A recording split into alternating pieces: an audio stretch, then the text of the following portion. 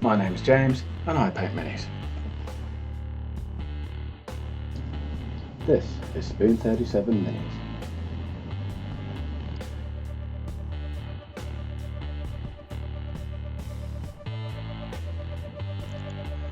So at the end of the last video, this is where you saw the Tyranid Hive Tyrant. I had started colouring in the blue parts of the carapace, but today we're going to continue that with a lighter blue colour despite its name of Sotek Green.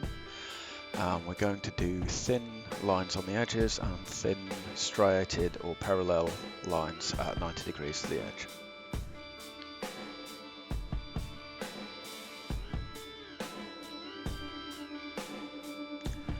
So we're going to start off very carefully with these lower leg plates. Because they're so thin, I'm only just going to do the leading edge and it'll have to just do with that, whereas the leg plates above, because they've got a lot more space, I'll be able to do these striated parallel lines on those.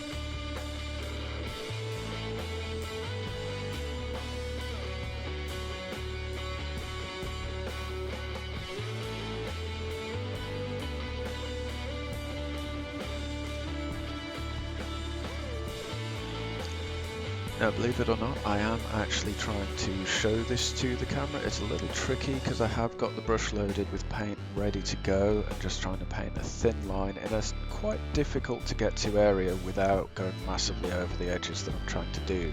But I've got this Artificia S layer brush from the Games Workshop, and it's just about the right size to do a nice thin line on the edge of each plate. I'm hoping you'll be able to see each one of them. Unfortunately, as you can see, one of the dangers is I have just knocked the camera slightly, so I'll do my best to show it to you without this happening too often.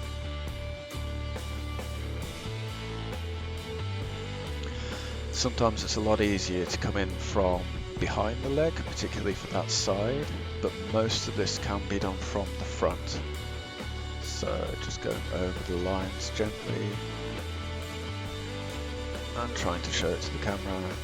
So you can see it's just a sequential process, each plate one after the next with a thin Sotek Green line on the edge of each one.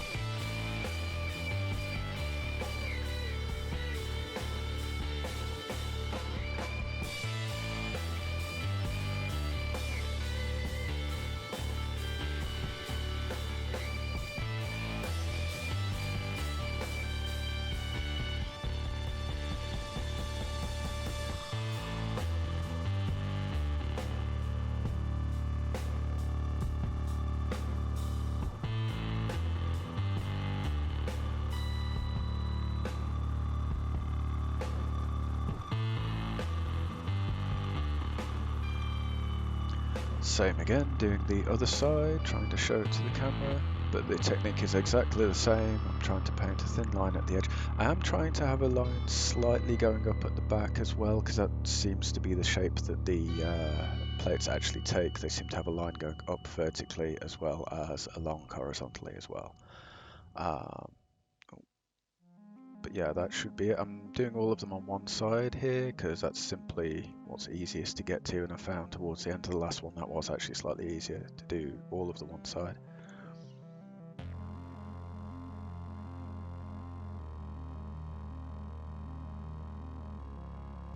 Now moving on to the next side, I'm going to do from the front and then from the other side, so the line goes all the way around each plate. And I'm hoping gradually, as I paint more and more of this, you'll start to realise that this is actually much higher contrast than it was before. So these are getting, the tips of these plates, I should say, are getting lighter and lighter, and the recesses are remaining dark. So this should really have quite a visual impact in the sense of increasing the contrast.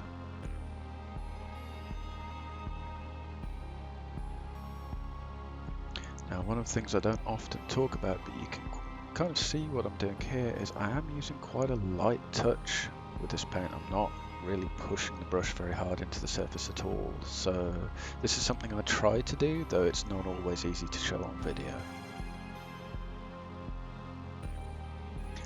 Now we're moving on to do the upper leg plates. Now, because these plates are a bit bigger, I can do a slightly thicker line first, but I'm going to do obviously a thick line at the edge of each plate and then we're going to do the striations, the thin parallel lines running along each plate at 90 degrees to the line at the bottom of each plate. You'll see what I mean in a moment.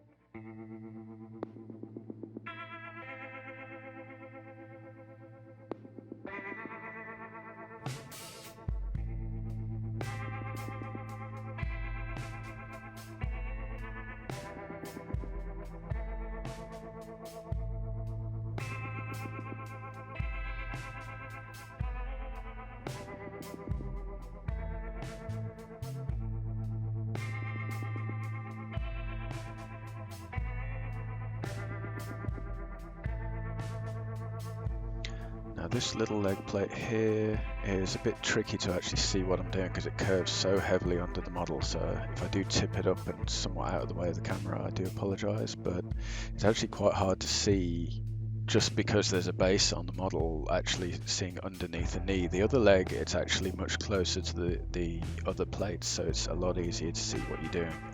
But as this one curves all the way under, I just have to paint it from any angle I can. Now moving on to doing the vertical lines, the striations, I'm just trying to get a very thin line, trying not to use too much pressure because that'll make the lines rather thick. Now of course I don't have to do them super fine. You'll see some of these lines perhaps are a little thick unfortunately, but you'll find when I do the next colour I'll use an even finer brush and do much more of these thin lines. So these don't have to be crazy thin or particularly numerous, but this just starts you off because I did a little bit of this with the darker deep blue colour, and now I'm doing a few more with this colour, and I'll do even more with the next colour, which will be Temple Guard blue, and bit by bit it gradually builds up this layered effect of these repeated striations. I am trying to make sure there is one on the peak. There's a sort of raised point in the middle of each plate where it builds up almost like a triangle. I'm trying to make sure there's one line there. Either side of that, it's kind of up to you. It's completely arbitrary where you put them, as long as they're all straight and parallel.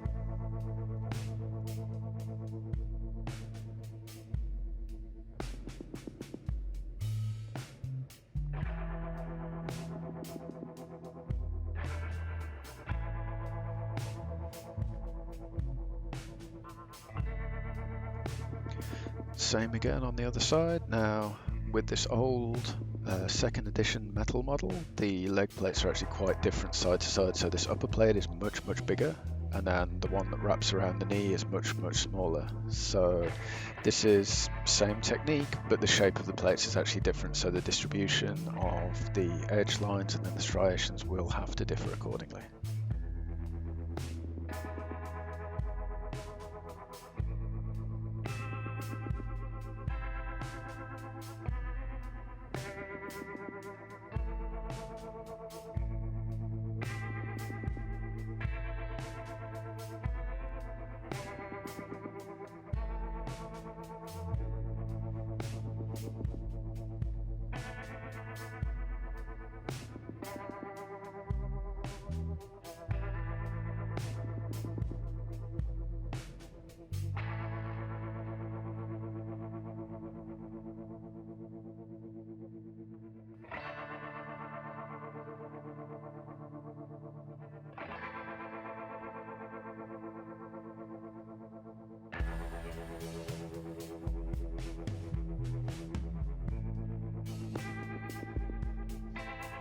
So this is the exact same technique as before, just going over the edge, the leading edge, and making a line, and then we're going to follow that up with the lines at 90 degrees in parallel, or striations as they're usually called on these Tyranid paint schemes.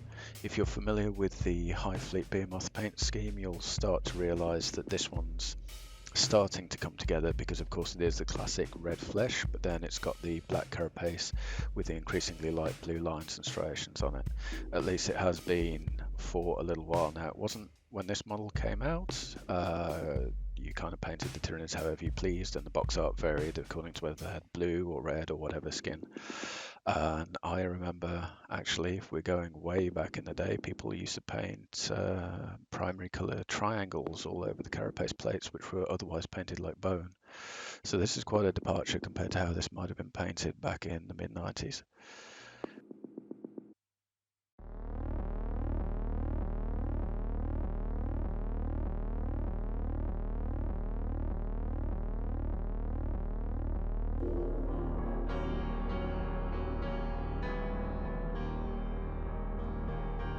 I freely confess that these striations aren't quite as thin as I would like on this leg, but I'm sure they'll do. They weren't super thin on the other side, and I can use a finer brush for the next colour in the sequence. And if anything is too thin, I can cheat by putting a very thin line up against one of these lines, so it will make the Sotek Green line look slightly thinner than it is right now.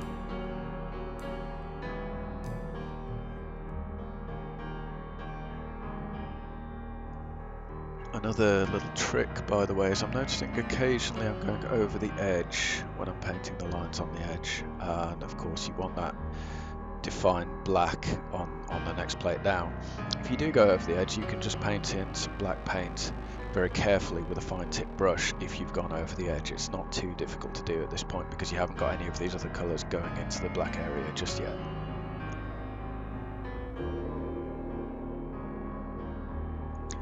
Now moving on to the exoskeleton here, I tend to think of this piece as a pelvis simply because of its shape, but there's actually not that much to do with this colour. You can only really highlight the leading edges, and there isn't really room for striations, so I'm just really treating them like the lower leg plates, but there's actually very little area to do, so I'm just painting lines, top and bottom, and just top of the centre part, and then I'll move on to the overlapping plates in the centre.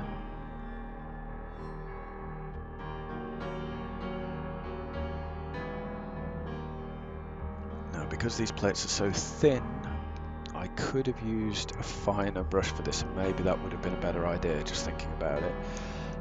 Because as you can see, I'm umming and ahhing about the size of the tip and where exactly to put the lines. But I think I've managed to get away with it here, so that it'll just have a line on the edge of each plate, and then a little bit at the sides where it sort of goes up. So I'm having to come in from the side and paint a line down at the edge of each one, and that should be it for these.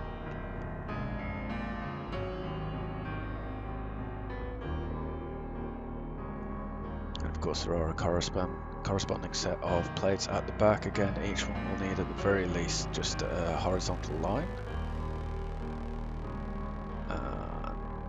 Maybe a little at each side, but you don't have to go too crazy. A lot of this will be hidden by the tail, so this is mainly for my own satisfaction because I know it's going to be there, and as it's exposed right now, I can just leave it like that.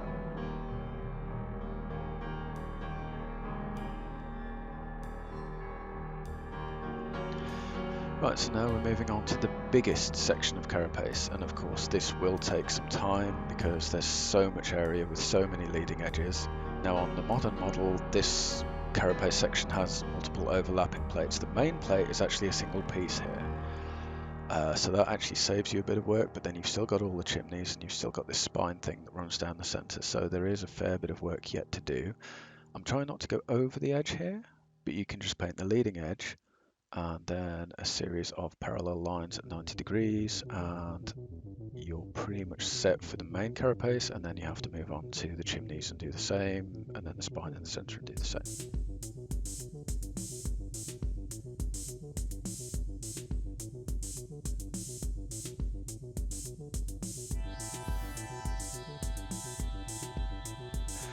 Right, that was comparatively painless. Now with these, I really want the leading edges to be particularly highlighted, and so I'm using the edge rather than the tip of the brush, and I'm putting it so that the brush is flat and the point is kind of at 45 degrees to it, so that you just put a little bit of paint on from the side of the brush and no more. is a fairly common technique that I will use from time to time. I don't always point it out because I assume this is something that sooner or later, either by observation or by just trying it, you're going to learn as a miniature painter. But I thought I'd point it out here as it's quite obviously something that I'm doing. Now, same again, just painting in these striations. I'm having to kind of make this up as I go along because there's nothing really to guide you or correct you on these, so I'm just going with them all pointing forward, essentially. And then that'll match the lines that I did with the edge of the brush on the upper part of the chimney. And obviously you only go so far back, you don't have to go all the way back into the black sections.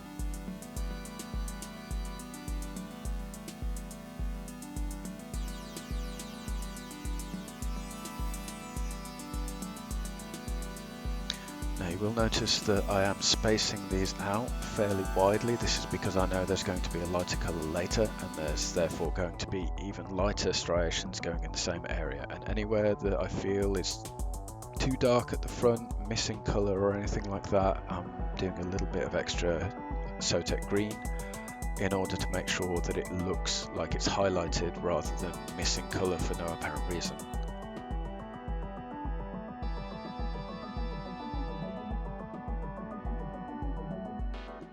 Here's a repeat of that technique using the side rather than the tip of the brush. I mean, you could use the tip, but I just find it easier to use the side because then you don't have to measure out the exact right amount of paint and get the tip loaded with precisely the right amount, which can then dry out on you.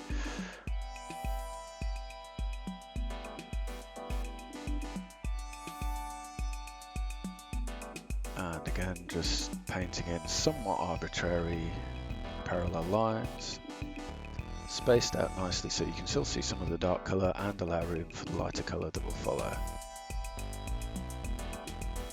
I do kind of try to match them side to side, but it is an organic creature and it doesn't matter if there's slight variances because that actually looks more organic.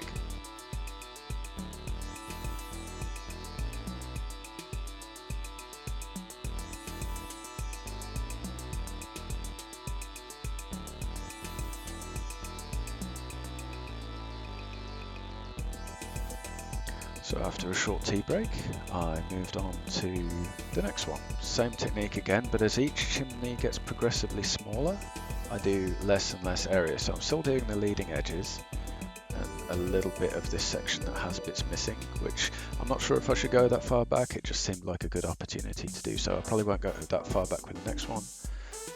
And I'm linking my fingers to steady my hand. This is a technique you'll see me do very occasionally, but it's hard to show on camera. Largely because it takes up too much space compared to the miniature I'm working on. And then same again, just go down the leading edge, make sure the tip is covered in colour, which of course may be partly covered by a lighter colour later, and then a nice straight line, and another, and then you need to do the other side.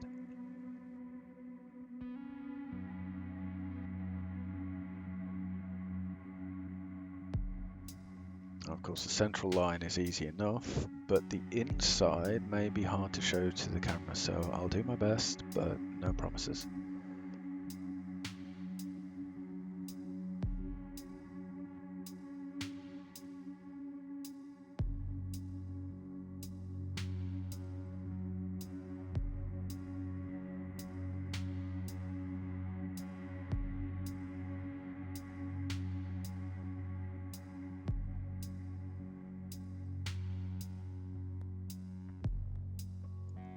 Moving on to the opposite chimney, exactly the same distribution of colour, exactly the same pattern, or as close to it as I can get.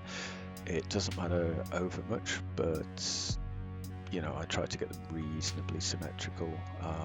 Not like a uniformed soldier, obviously, because it's a living creature. It's just, you know, I don't want one side to be highlighted and the other side not to be highlighted.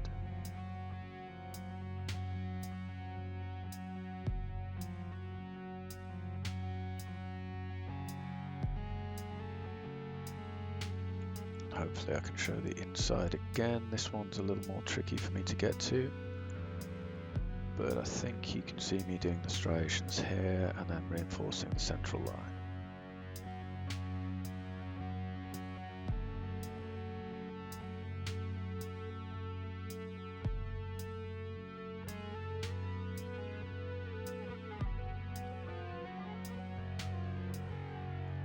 Same again with these lower chimneys. I did have a bit of thought about this. Should they be highlighted the same way? Certainly when we were doing the darker blue before, because of course you could have them with a slightly different distribution of colour. But for these, I decided just to copy all of the other chimneys on the basis that's how they would have grown. And if they're now not facing the same way as the others, too bad. That's how they've grown and been coloured and so on. But again, although the area is smaller, the technique is the same. I do the edges, the leading edge, stripe down the middle, and then stripes down both sides, or striations I should say.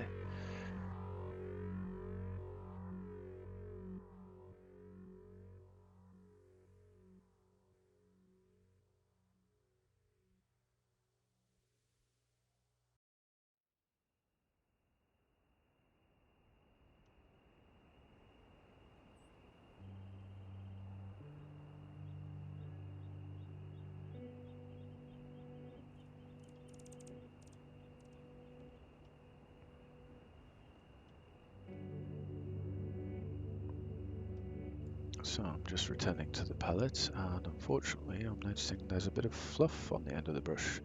Again, this is something I rarely show on camera, but I have to get rid of that before I can paint, because that sort of small detail can really mess up a fine line like I'm trying to paint here. Now the line doesn't have to be perfect, but a piece of dust can make a thin line into a wide line.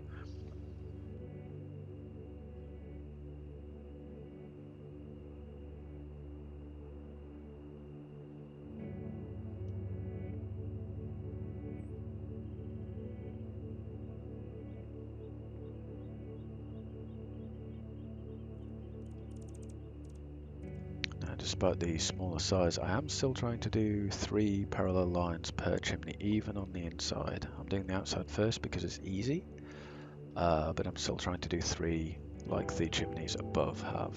I'm calling them chimneys, by the way, because on the current models they're actually open. On these ones they're not, they're solid. But I imagine them to be a similar function on the creature.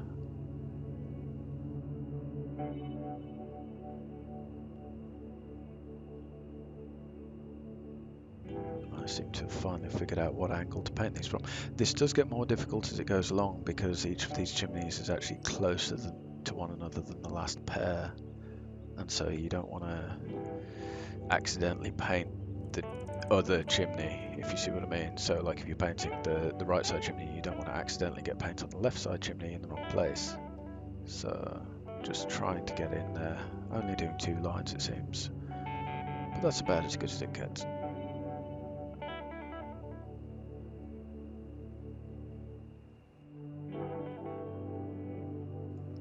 Now I am just going over some of these lines. I seem to have decided that there wasn't quite enough paint on some of these and they're a little bit faint compared to some of the others. So that means I'm just going to go over them again, just make sure it's roughly the same consistency so they're all roughly as vibrant as one another.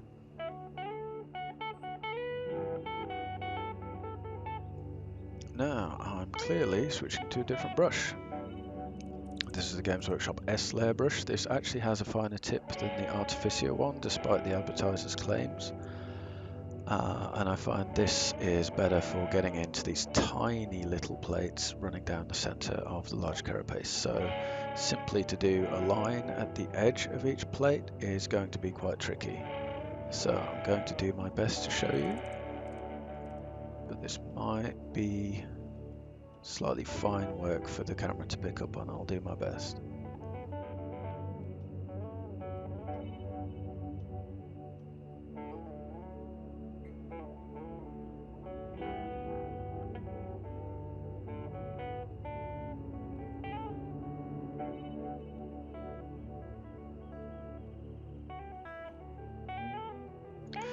So having gone down one side, painting just the leading edge, I'm now doing the other side. I'll probably do a line down the middle as well. I'm just trying to be careful just to do the leading edge. As you can see, this involves twisting it any which way just to try and get access to it with the paintbrush without getting paint on, you know, the larger carapace or the chimneys or what have you.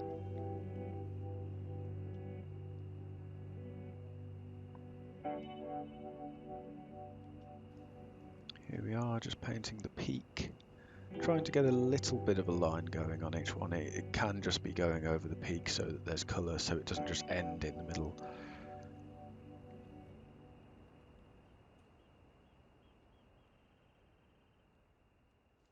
Now, I don't know about anyone else, but I do have a problem with this where if I haven't got a particularly strong colour, I can actually forget which was the last plate I did. So sometimes I'll go over a plate twice simply because I'm not sure which one I did last time. Usually it's fairly obvious by the time I've done if I've missed a plate, so I can come back and correct that though.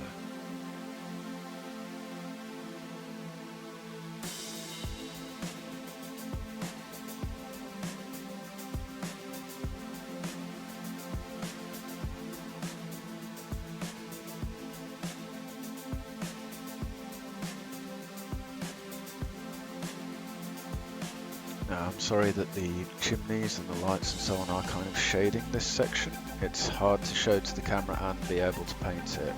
So I'm going with painting it, if you see what I mean.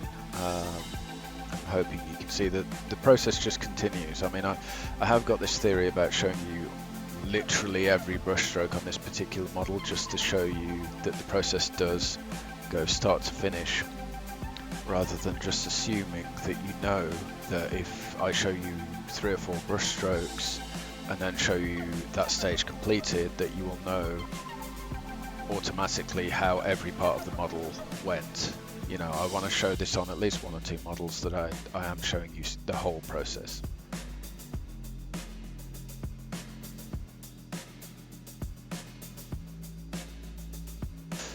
This is the worst section because these 2 last chimneys actually converge right over this spine, so I'm doing my best, but at this point showing it to the camera is secondary to even being able to get the brush in there.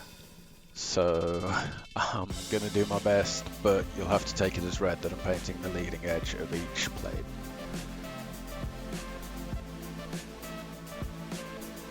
Now I dare say, as I've done sub-assemblies for some of it, and anyone who knows this model knows the lower 2 chimneys are separate pieces, will probably be thinking, why didn't you just leave those off? And the fact is, I had to do a lot of work to get those 2 pieces blended together. I had to sculpt with green stuff to actually have a smooth surface between those and the rest of the carapace. So if I glued them in later, I'd then be in quite a mess because there'd be a gap that would need filling, but all of the pieces would be painted. So it would actually, in the end, be more work. It just means a bit of inconvenience for this last little bit of painting. Other than that, I've kind of done it the smart way, if you see what I mean.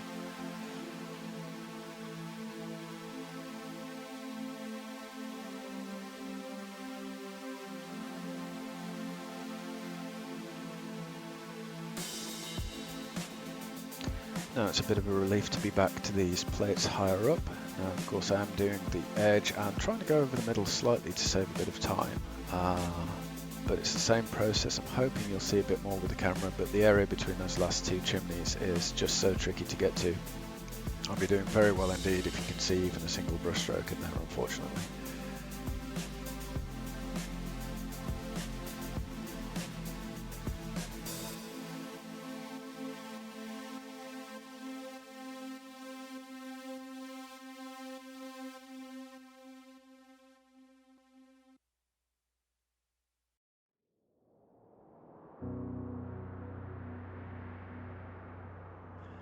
Now, as we reach the end of this one, I'm actually going to stop it fairly soon so as to keep the overall length of the video within half an hour.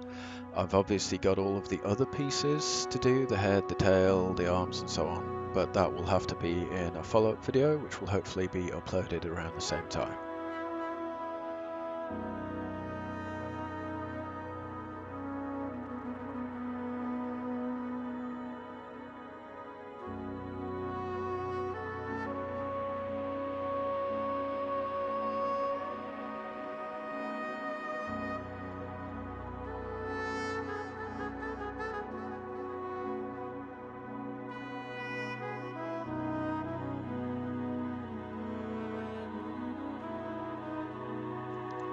Just going over the tips to finish it off, just make sure it has coverage in the middle of the spine, and that's pretty much it. So here's some still pictures of what it looks like now. You can see there's a lot more contrast, and it's a lot closer to what I want to loosely call the heavy metal team version. And you see there are lines on the spine and the chimneys and so on. Right, if you watched this far, first of all, thank you for watching. Thank you very much. I really appreciate it. If you liked it, please hit like, hit subscribe, hit the little bell-shaped icon so you can get notifications about future videos. I hope they will be coming out soon.